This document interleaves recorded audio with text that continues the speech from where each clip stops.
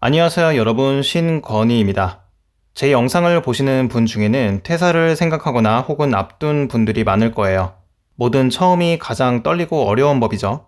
그래서 이번엔 제 사례를 들어서 실제로 퇴사를 하면 어떤 과정을 거치는지, 또 나오기 전에 알아두면 좋은 팁을 알려드릴게요. 우선 퇴사를 하기 전에 자신의 직속 상사나 관리자에게 먼저 말을 해야 돼요. 저 같은 경우는 바로 위에 계시던 과장님께 면담을 요청했고 퇴사할 계획이라는 걸 말씀드렸어요. 제가 이직을 하는 게 아니라 정말 그냥 퇴사를 하는 경우여서 한 달 전에 말씀을 드렸어요.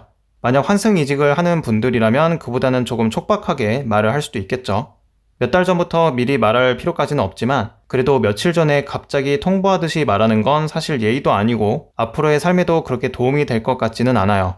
연인과 이별할 때도 카톡으로 일방적으로 통보하거나 갑자기 잠수를 타면 그건 상대방에 대한 배려심이 전혀 없는 거잖아요. 회사도 결국은 사람이 모여있는 곳이고 따라서 지켜야 할 최소한의 규범이 있거든요. 사람도 뽑아야 하고 인수인계도 해야 하고 한 명이 나가면 생각보다 복잡한 과정을 거쳐요. 그렇다고 너무 일찍 말하는 것도 추천드리진 않아요. 퇴사를 한다고 했는데 같이 계속 지내기도 껄끄럽고 또 남아있으라고 설득당하면 마음도 흔들리고요.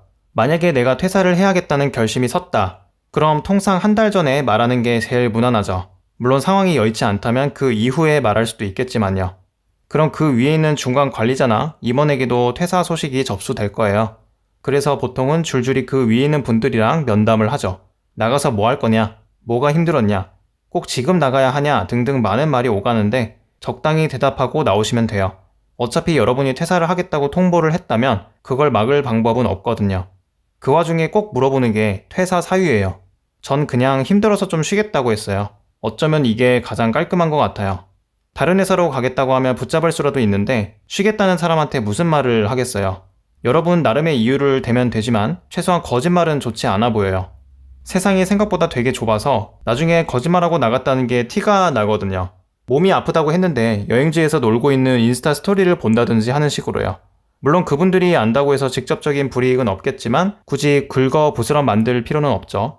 퇴사를 통보하면 이제 나름의 절차대로 진행이 될 거예요. 인사팀도 자주 왔다 갔다 하셔야 하고 정리할 것도 많아요. 저는 회사를 나가겠다고 말하고 나서 그동안 정들었던 분들이랑 점심 약속을 많이 잡았어요. 그 과정에서 참 이런저런 얘기를 많이 들었어요. 걱정하시는 분, 부러워하는 분, 응원해주시는 분, 무관심한 분도 있어요. 돌아보면 그렇게 속 깊은 얘기를 회사 사람들이랑 할 수 있는 게 이때밖에 없겠구나 싶어요. 아주 원수를 진 게 아니라면 마지막에는 훈훈하게 끝내는 게 좋지 않나 싶어요. 사실 현실적으로는 이제 대부분의 회사 동료랑은 연락이 끊기거든요. 환경이 달라지면 관계를 이어가는데 더 큰 힘이 들어가요. 일부러 손절을 할 필요까지는 없지만 그래도 이제 다른 길을 갈 사람들이니까요. 만약 회사에서 빌린 노트북이나 비품 등이 있다면 반납하셔야 하고 명찰이나 서류 같은 것도 폐기하거나 돌려줘야 하죠. 괜히 나중에 문제가 될 수 있는 건 두고 나오시는 걸 추천드려요. 전 회사에서 연락이 오는 건 절대 좋은 일은 아니거든요. 업무 인수인계도 하고 거래처에 퇴사 소식도 알려야 돼요. 내가 쏙 빠져버리면 분명 업무 공백이 생기니까요. 후임자가 있다면 마지막 선물이라 생각하고 깔끔하게 정리하고 나오세요.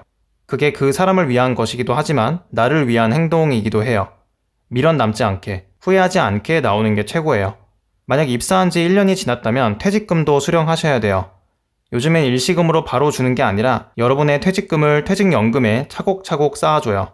1년마다 대략 월급 정도의 돈이 쌓이죠. 이 퇴직연금을 퇴사 후에 바로 해지해서 일시금으로 받을 수도 있고 아니면 IRP 계좌에 넣어서 연금으로 계속 운용할 수도 있어요. 연금이나 재테크 관련해서는 추후 영상을 통해서 더 자세히 말씀드릴게요. 만약에 금액이 그리 크지 않다면 해지해서 목돈을 받는 게 좋아요. 당장 월급이 끊기니까 생활비도 필요한 데다 중도 해지 수수료가 크지 않거든요. 회사에 따라 다르겠지만 퇴직 서류에 서명을 하고 인사팀에 제출하고 마지막 인사를 하고 나오면 이제 퇴사 절차는 마무리돼요. 다음 월급날에 남은 임금이랑 기타 정산된 상여금이나 이런 게 나올 거고요. 그럼 퇴사를 하기 전에 알아두면 좋은 팁이 있을까요? 1차적으로는 회사에 남아있는 동안 받을 수 있는 혜택을 다 받으시라 이렇게 말씀드리고 싶어요. 직장을 그만두고 소속이 없어지면 당장의 대출이나 보험을 들기가 어려워요. 이걸 혜택이라고 볼 수 있나 이렇게 생각하실 수도 있는데 이건 사실 직장을 다니지 않는 불이익이라고 봐야겠죠.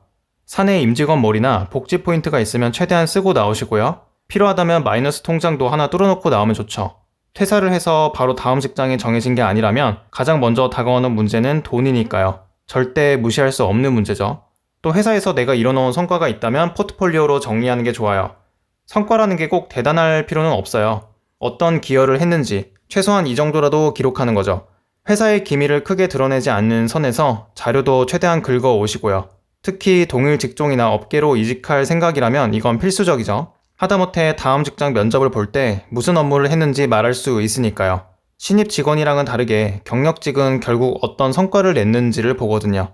그리고 퇴사하기 전에 인수인계나 남은 업무 처리에 너무 목매지는 마시라 이렇게 조언드려요. 책임감 있게 끝내는 건 좋은데 마지막까지 내가 다 떠안을 필요는 없어요.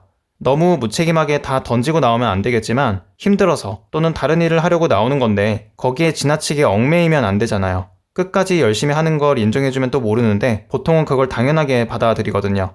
퇴사를 하고 나서도 한동안 업무 전화를 받을 수도 있고요. 그건 어디까지나 해주는 거지 당연히 해야 하는 게 아니라는 걸 기억하세요. 퇴사는 미안해야 할 일도 눈치 볼 일도 아니에요. 여러분에게는 퇴사를 해야 하는 분명한 이유가 있고 거기에 따라 나오는 것 뿐이니까요. 만남이 있으면 이별이 있고 입사가 있으면 퇴사가 있죠. 그리고 마지막으로 가장 중요한 게 빠졌는데 이렇게 생각하시는 분도 있을 거예요. 다음에 뭐 할지 생각하고 뭐라도 만들어 놓아야 하지 않나 이런 생각이요. 다음 영상에서 더 자세하게 말씀드리겠지만 결론부터 말하면 퇴사가 준비예요. 준비가 완전히 돼서 나오는 게 아니라 퇴사를 하는 자체가 하나의 과정이에요. 전 개인적으로 이 말을 듣고 나서 퇴사 결심을 굳혔어요. 제게 너무나도 필요했던 말이거든요. 그것만큼 위로가 되고 힘이 되는 경우가 없어요. 제 영상도 여러분에게 그렇게 위로와 힘이 되었기를 바랄게요. 혹시 하고 싶은 얘기 있으면 댓글로 남겨주시고요. 다음에 봐요. 안녕히 가세요.